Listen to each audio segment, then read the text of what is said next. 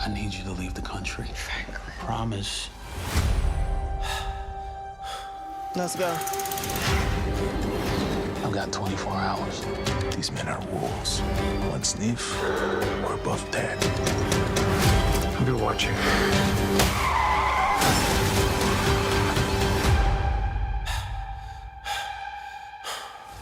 FX's Snowfall, all new, Wednesday at 10 on FX. Stream on Hulu. What's up, baby? What's going on with you, man? Chilling, man. Chilling. I've seen you do a lot of great things on the camera, man, on screen. I mean, people, of course, I mean, this season, final season of Snowfall, I mean, you gave it your all on screen. People been, felt that, I think you were one of the favorite. You definitely like, it's between, y'all always one of the favorite characters. I don't know who people like more. But I want to talk about Ballad of the Bear. Yeah. Yeah. Because I'm gonna tell you, I watched this whole episode with just my mouth trying like, hey, this is great. This is like some Singleton. I was watching the whole episode thinking, right?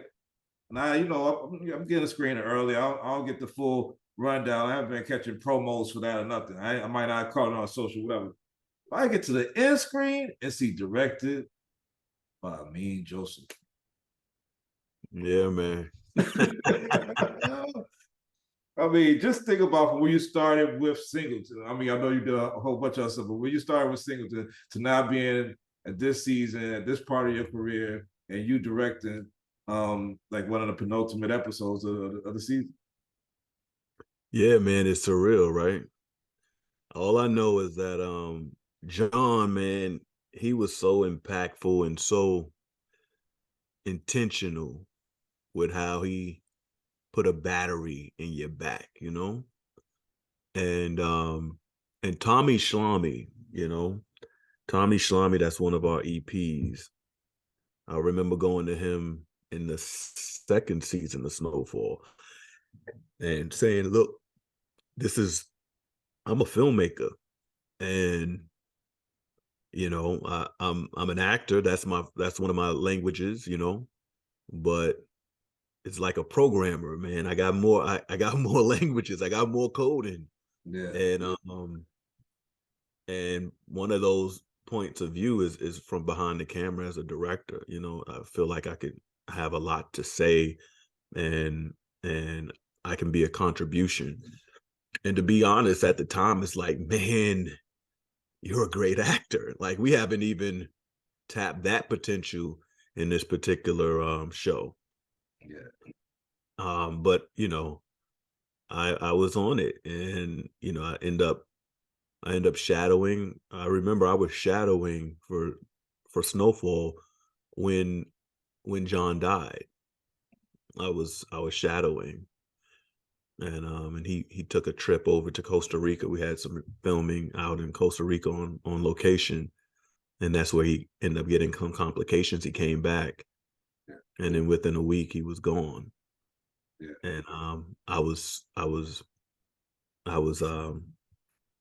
yeah, it's just crazy time, but yeah, he spoke inspiration into me, and was always enthusiastic about me being a filmmaker and saying that I would get my time one day. So, we went through the pandemic. There was a lot of block shooting and a lot of double up on episodes where I wouldn't be able to get an opportunity to direct in those seasons because, they were doing them 2 at a time. Yeah. But finally this season, with COVID sort of chilling a little bit, we were able to get back to somewhat normalcy, and they called my number, and then they called my number with, now it's the final season. We talking about episode 8. I'm like, wait a minute. This is in the red, this is in the white heat. You know what I mean? Like, this is the crescendo, bro. Like, this is climax world. Yeah. And it was that. So to be able to get great material, a culmination of all these things converging, and then my vast knowledge of the show, everybody from the crew to the cast, the entire company being confidants of mine, being supporters of mine, wanting to see me do well, and then me having a vision for how I see this show still staying within the tone and the themes of our show. Yeah. That's a recipe for success, bro. You can't put me in those type of situations and I not smack it out the park. I ask how that chemistry, because I know when you in play, when you on scene together, I mean, you playing with Angela, Damson, whoever you're playing with, Leon, whatever that scene is, right? Y'all got a vibe. As a director, did it feel different than those moments when you're on camera with them, like making the connection and getting like the? No, it was just more intense, it was to the, maybe 10th power, Yeah. because now not only, in I had the cheat codes, also with a show like this and me knowing the cast for so long, I know the dreams deferred within the actors of things that they have that haven't manifest, that they haven't been able to express with their characters. I know those things just like those things live in me. So it's easy for me to tap into that with just color, to tap into past storylines, to tap into prior history, the past life of the characters, to the tone of a car, the type of music that I'm going to overlay here, the mood that I'm setting, what I want you to recall from a previous season or from a personal experience that we may have even had together or that you told me about, because we've developed such a close relationship throughout the last 6-7 years. So that's just a wealth of information for a creative to be able to kind of pull from however I like, and be able to impact a moment, So I was very prepped, I was very prepared, and then I was loose enough to be able to use the moment and collaborate with everyone in the moment, but still know what I want. And it just was a really good feel. And there was a choreography. You mentioned like playing with people, and I just know I know this show, I know when this show works best, when we feel like we're really in pocket, the type of directors that we most respond to, the type of scenes, the type of coverage, and we gonna beat the hell out of a scene and do it 1,000 times till it's beat to death, or we gonna measure one, or am I gonna measure 20 times and then cut once, so all of that information is, you're just using all of that stuff, and then you get on set, and then it was about having fun, John Singleton was a fun director, you know what I mean? So for me, every day I had my boom box out there. I would do raffles.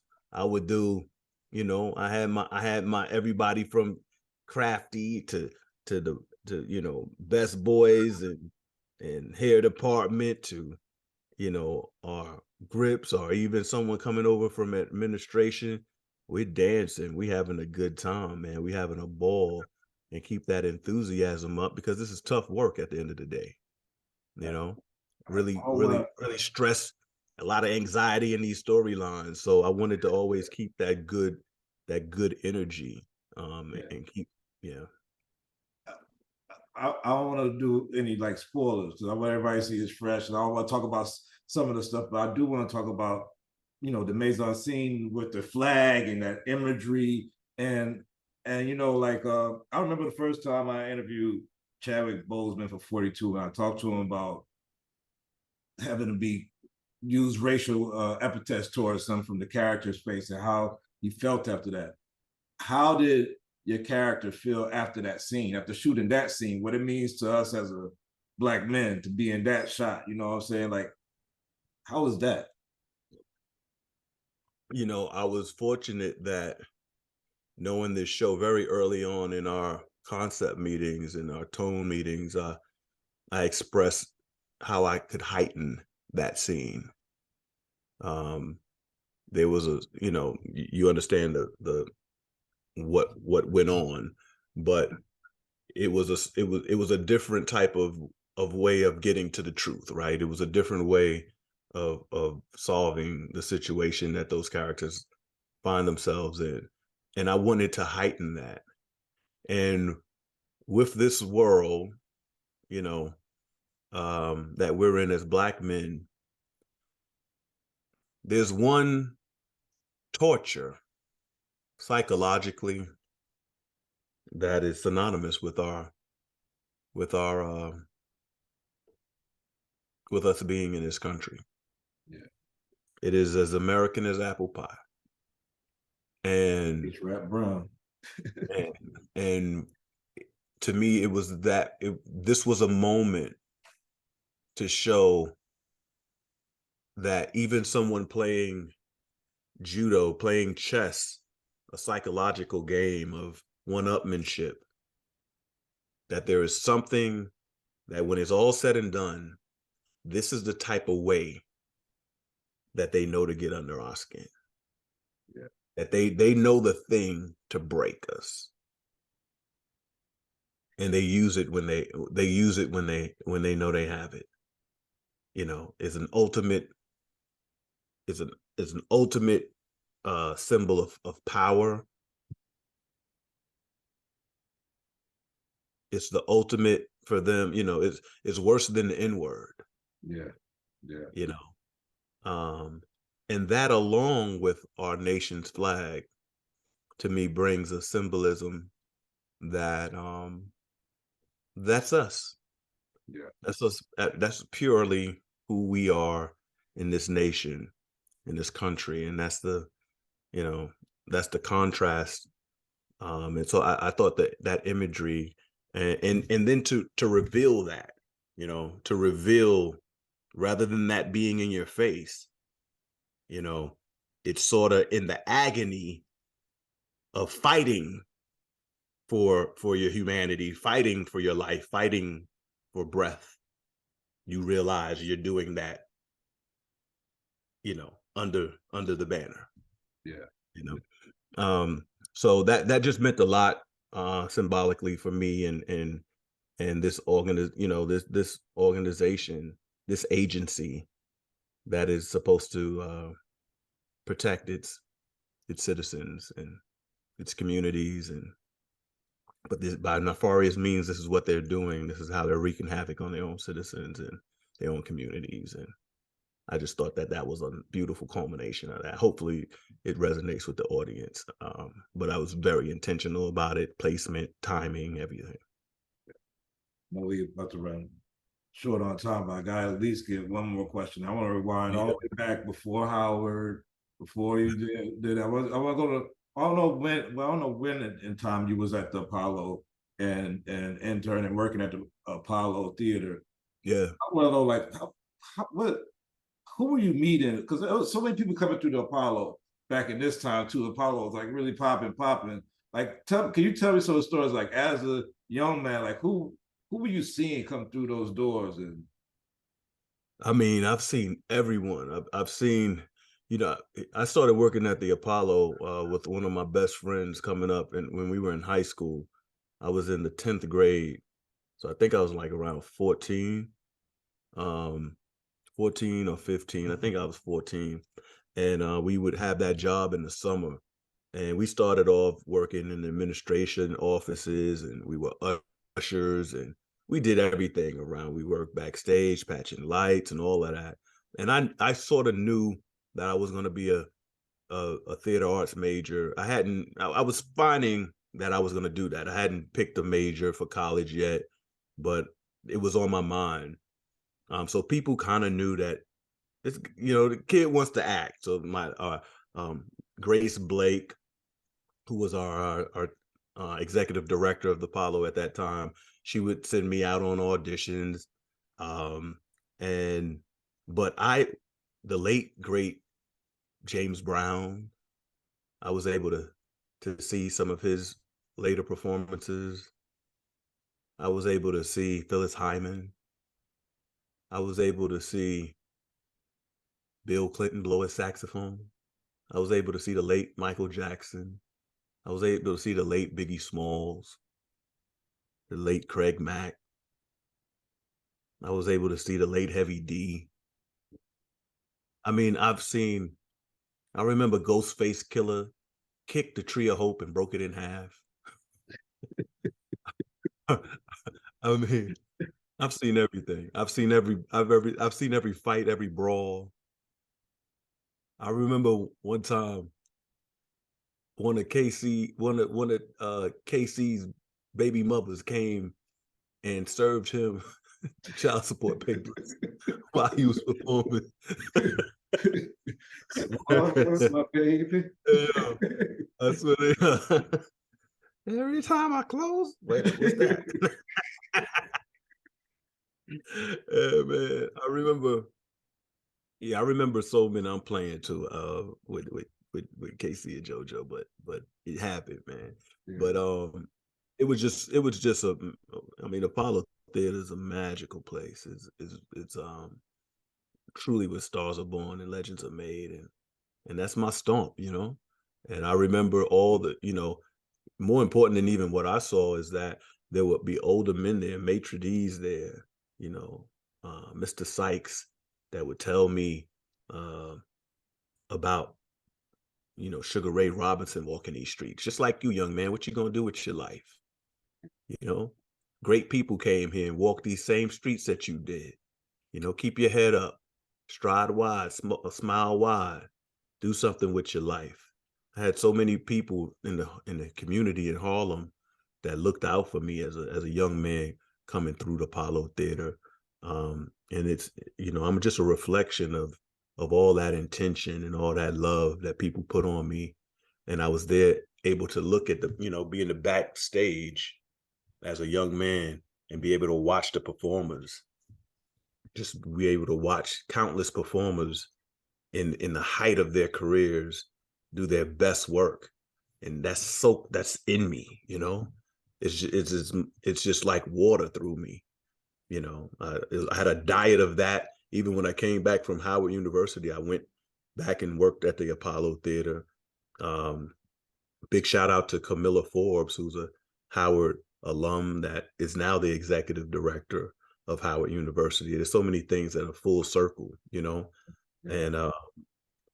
And Billy Mitchell, the Apollo historian, is a great friend and mentor to me through these years. And you know, that's what it's all about. You know, that place, I live in that place, and yeah, it's who I am. Yeah.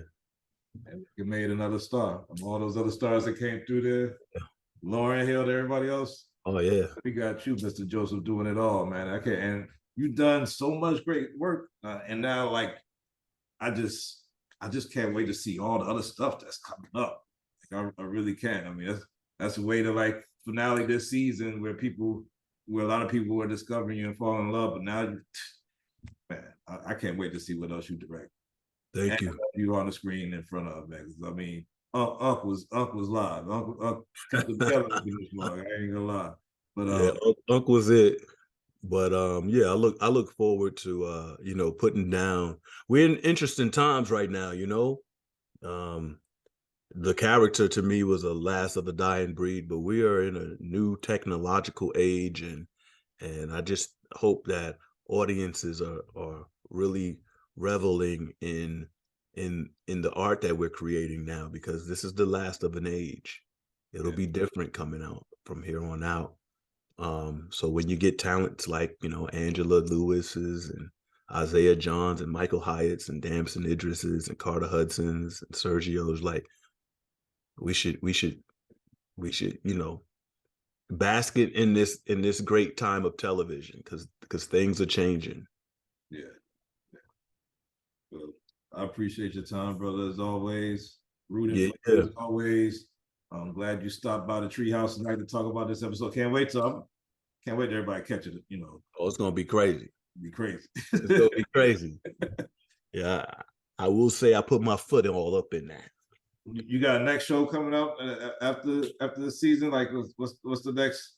Or the next show is I have a feature coming out, but the next show is Justified. They reprised Justified, Okay. Justified Primeval, and it's on FX as well. And I have a nice role in there as well. That's what's up. Amin Joseph, appreciate you, brother. Peace. Yeah. Talk to you soon, man. All right.